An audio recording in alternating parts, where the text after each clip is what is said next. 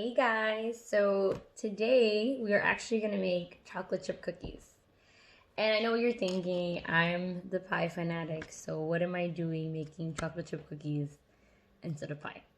But I mean, when I first started baking, I was baking everything, so I just went into pies because I love making them. But I bake pretty much everything. So cookies are actually the first thing I learned to bake, and after that, like I stuck with my one recipe and that's it. I don't go to any other. This is the one I like trust them the most, and it always comes out amazing every time. And that's not from like only my experience. Like other friends of mine, when I've invited them to eat cookies, they love the cookies that I make. I've tried a lot of cookies, from people that bake or from like those fancy cafes. So I've had a lot of cookies in my life, and there's always something about them. Like it's very rare if I find ones that I like extremely. For me though, like what makes a good cookie is it has to be like kind of crunchy, I would say, or like chewy, right, in the outside, but like moist inside. Almost like a cake kind of like crunchy on the outside but really chewy in the inside. So that's what makes a cookie. And obviously the chocolate chips like literally melting at that moment. That's why like they're best eaten at the moment. So this recipe definitely does that. It makes it so nice on the outside and the inside as well. And what's great about these cookies is that they last days, where like even after like 2 or 3 days they taste amazing still. So I think it's a really good recipe, and hopefully you guys like it too. All right, let's get started. So first you're going to need a 1/2 cup of butter. So 1 stick. Unsalted. Every time you bake, like always think of unsalted. Like it's very rare that you use salted butter in baking. Okay, so now sugar, you're gonna need a 1/4 cup of regular sugar plus 2 tablespoons. So a 1/4 cup plus 2 tablespoons. Then you're going to need a 1/4 cup plus 1 tablespoon of light brown sugar. I've used dark too. It doesn't like change. It's exactly the same. I think dark even makes it better. So it's not a big deal if you have dark. And then 1/2 teaspoon pure vanilla extract. And a 1/4 teaspoon of water. 1 large egg. So, okay. Now, 1 1/4 cups of all-purpose flour. 1/2 teaspoon baking soda. So 1/2 teaspoon salt. 1 cup of chocolate chips.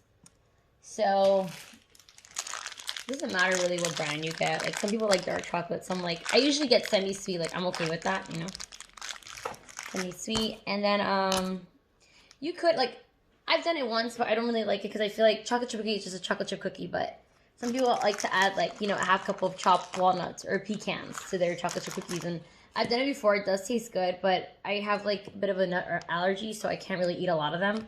So I think if you're the same, just stick to chocolate chip, obviously. But if you like, some nuts, then go for it, because it does really give it extra crunch, and I think it's perfect. So, all right, let's start with the first step. Okay, guys, so what you're going to do first is, like, put the butter in, like, if you have a stand mixer, you can use a stand mixer.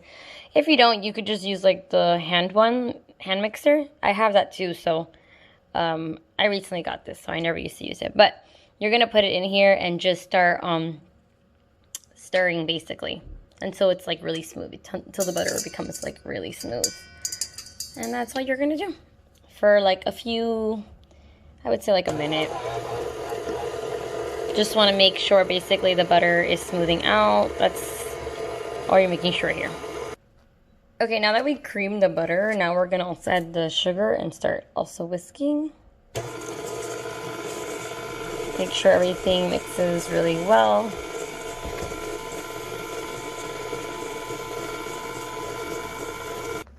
So I had to remove some of the butter because it was stuck. But basically you want to kind of like just mix this for like a good 5 minutes until it's like light and fluffy, the butter with the sugars. Eventually like a few minutes like on low, and then eventually on high.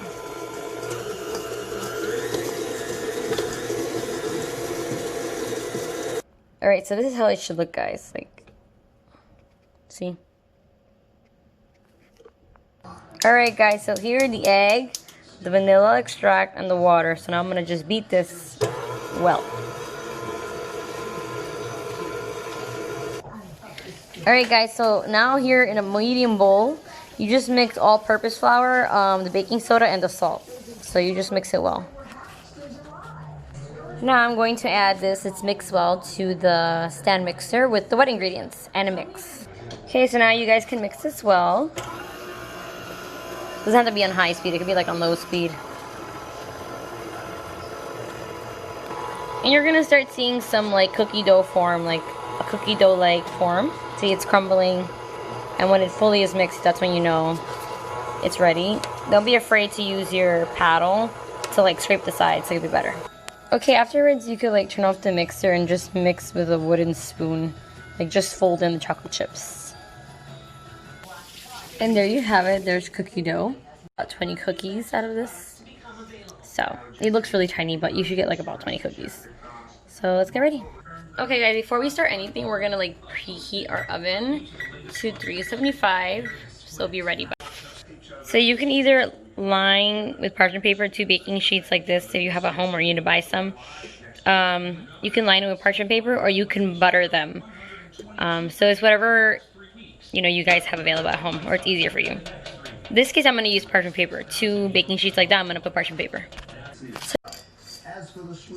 for example, this is like a cookie. And you like roll it up in a little ball, perfect nice ball. And then you put it here. Alright guys, so basically you want your cookies to look like this, nice and round.